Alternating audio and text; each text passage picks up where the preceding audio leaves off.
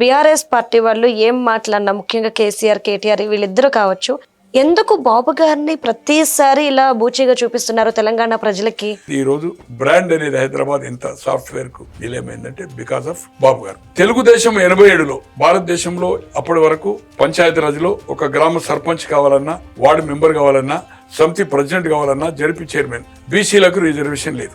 అలాగే municipal councillor గాని, corporator గాని, మేయర్ గాని, చైర్మన్ కావాలన్నా బీసీలకు లేదు.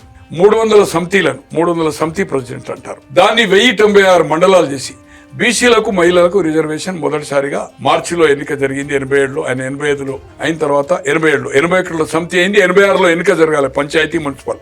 బట్ 87లో 1 year తర్వాత రిఫార్మ్స్ చేసి రామారావు గారు అంటే ప్రజల వాకిటికి ఒక తాలూకా స్థాయి గాక ఒక 10 కిలోమీటర్ల మీద ఏ అవసరం ఉన్నా ఒక మండల స్థాయికి పోయే అవకాశం కల్పించింది రామారావు గారు. అలాగే అడ్మినిస్ట్రేషన్ ప్లస్ బీసీలకు రాజ్యాధికారం కల్పించిండు.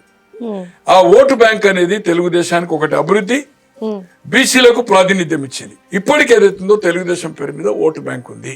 దీన్ని ఆంధ్ర తెలంగాణ బూచి చూపి వాళ్ళకు అవసరం ఉన్నప్పుడల్లా చంద్రబాబును వ్యతిరేకిస్తే తెలంగాణ ఓట్లు సాలిడైతాయి అనే ఉద్దేశంతో రాజకీయ ప్రయోజనాల కోసం చంద్రబాబు నామజపం చేయడం రైట్. మొన్న కేటీఆర్ గారు కూడా ఈ అభివృద్ధి చేయడంలో ఏదైతుందో బాబు గారు దాని కంటిన్యూషన్ రాజశేఖర రెడ్డి ఇద్దరిని ఇచ్చాడు. మళ్ళీ చంద్రబాబు ఏం చేయలేదంటాడు. పొద్దున ఒకటి, సాయంత్రం ఒకటి.